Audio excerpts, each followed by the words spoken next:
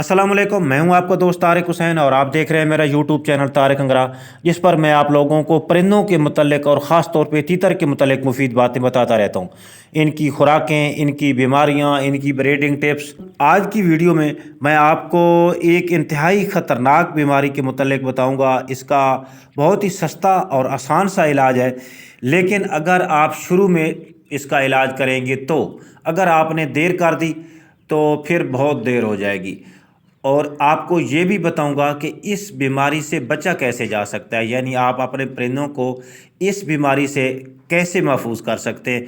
तो लिहाजा आपकी आज की जो मेरी वीडियो है उसको आपने गौर से सुनना है, क्योंकि ये बीमारी बहुत ज़्यादा जो है इससे परिंदे लोगों के मुतासर हो रहे हैं। काफ़ी लोगों के मैसेज भी मुझे आ रहे हैं।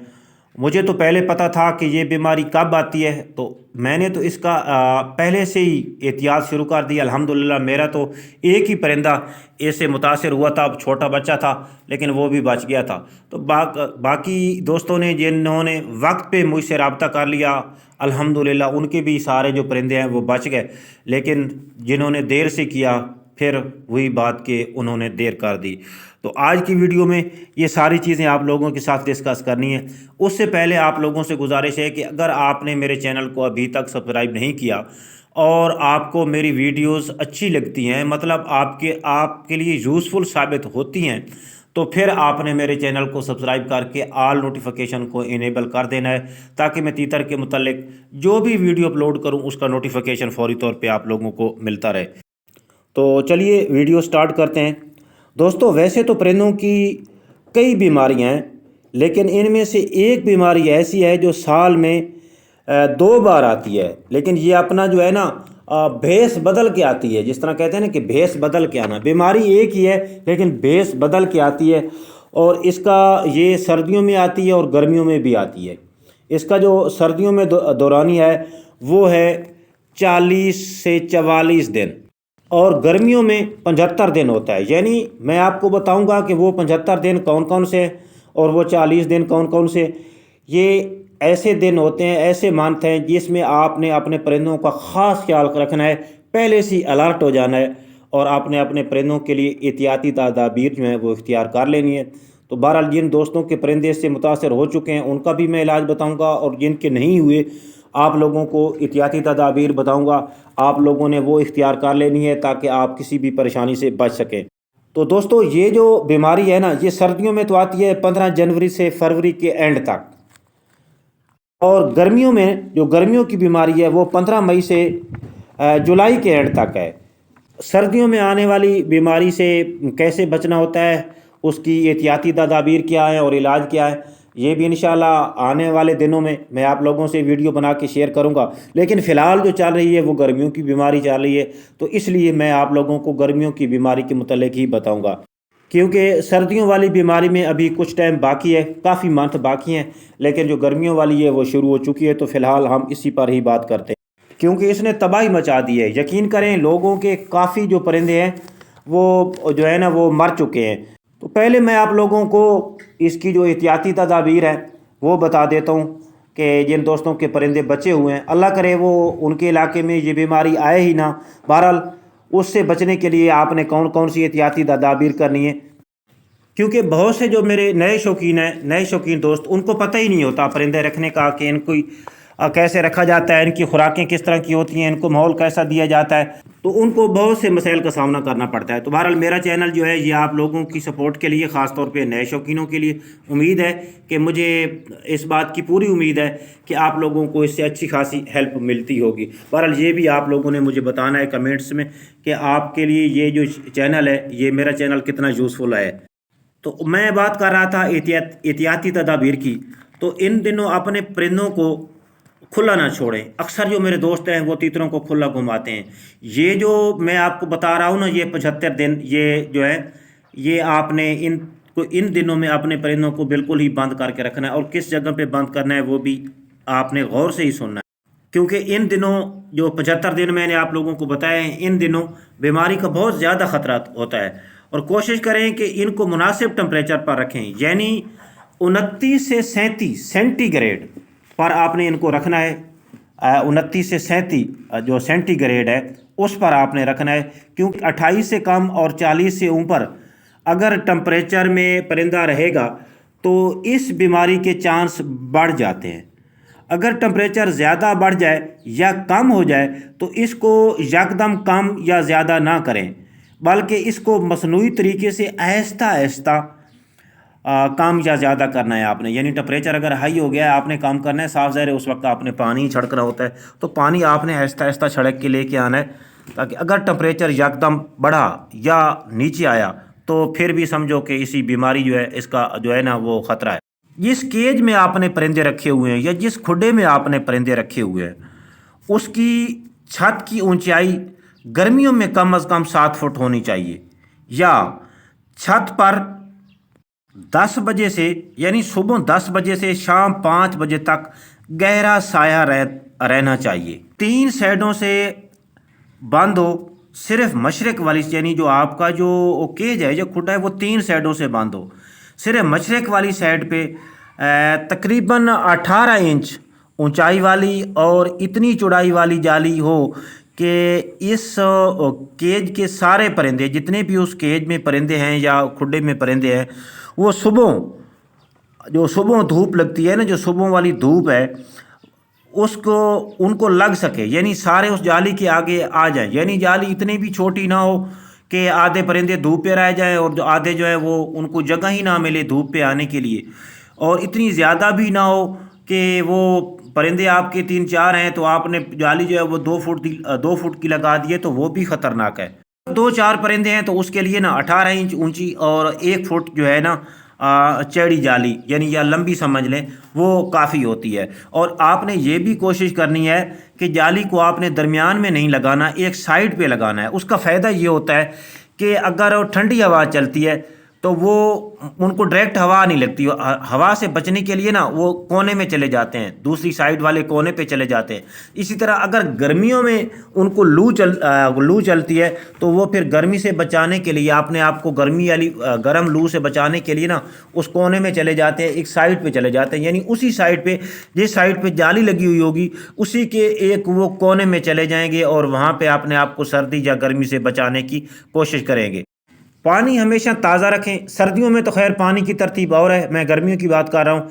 पानी हमेशा ताज़ा रखें। कुछ दोस्तों को रात को जो है ना वो पानी हटाना भूल जाता है, वो परिंदों के आगे ही रह जाता है और सुबह सुबह जब परिंदे उठते हैं तो उनको प्यास लगी हुई होती है, अच्छी खासी गर्मी होती है, तो उन दोस्तों को याद ही नहीं रहता, तो वो पानी जो है वही रह जाता है, जिससे वो पीते हैं तो फिर भी उन पे उस बीमारी का जो है ना वो ख़तरा हो सकता है।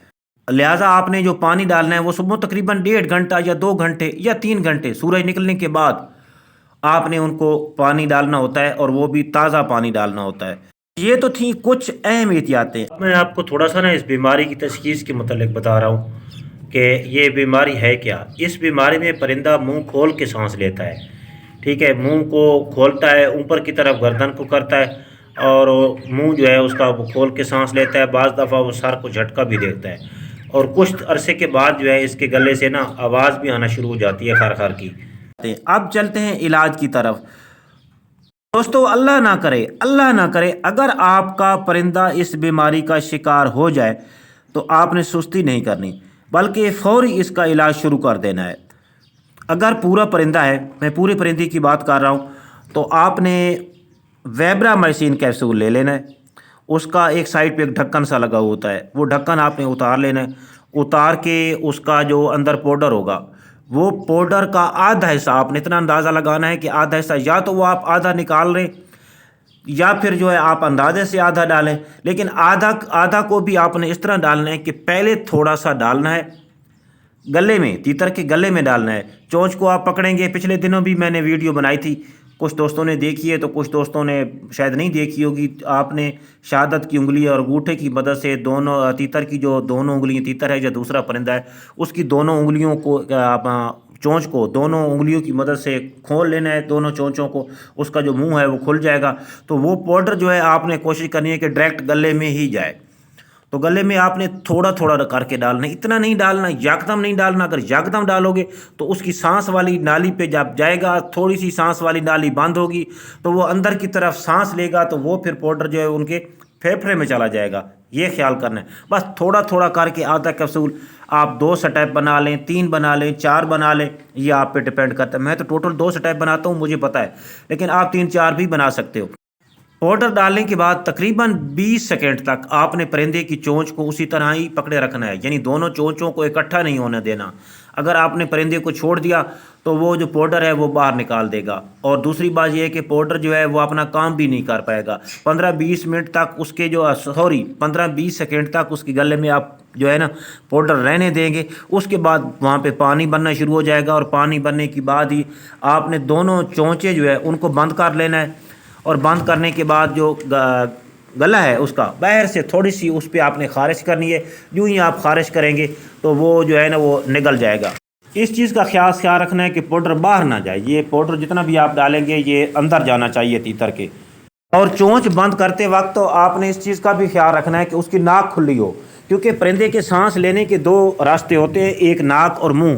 منہ کو تو صاف ظاہر ہے آپ بند کر لیں گے، آپ دوسرا راستہ رہ گیا ناک، تو کہیں آپ کی جو انگلی ہے وہ ناک پہ ہی نہ آ جائے، ورنہ سانس بند ہونے سے آپ کا جو پرندہ ہے وہ آپ کے ہاتھوں میں ہی مر جائے گا.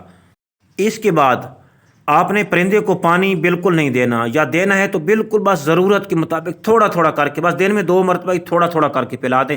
اور وہ بھی کوشش کریں پانی کو گرم کر لیں، یا آپ کو گرم پانی ملتا ہے تو اس میں انگلی ڈالیں. اگر آپ کو وہ گرم نہیں لگتا، مطلب آپ کی انگلی جلتی نہیں ہے اور ٹھنڈا بھی آپ کو نہیں لگتا، تو وہ پانی آپ ان کو پلائیں.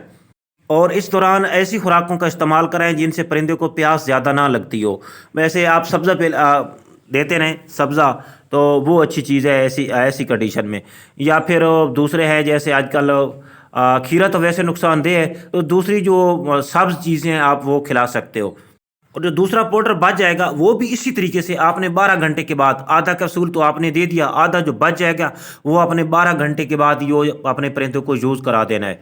تو انشاءاللہ صبح آپ دیکھیں گے کہ آپ کے پرندے کی جو کنڈیشن ہوگی وہ ٹوٹلی طور پہ چینج ہوگی. آپ کو نظر آئے گا کہ اس میں جو ہے نا فرق ہے اچھا خاصا. شاید تھوڑا سا صبح جو ہے نا آپ کو محسوس ہوگا، لیکن 1 2 گھنٹے کے بعد یوں ہی سورج نکلے گا تو وہ اس کا جو ہے نا آپ کو لگے گا یہ بہتری کی طرف آ گیا ہے. تو پھر دوسرے دن صرف آپ نے 1 مرتبہ ہی کرنا ہے. دوسرے دن یعنی پہلے دن تو آپ 2 مرتبہ کرو گے، دوسرے دن اگر آپ کو لگے کہ بہتر ہے تو صرف بس آدھا کیپسول ہی آپ کو دن کو نا آپ نے 1 مرتبہ اس کو دے دینا ہے. اور پھر پانی کا اسی طرح خیال رکھنا ہے.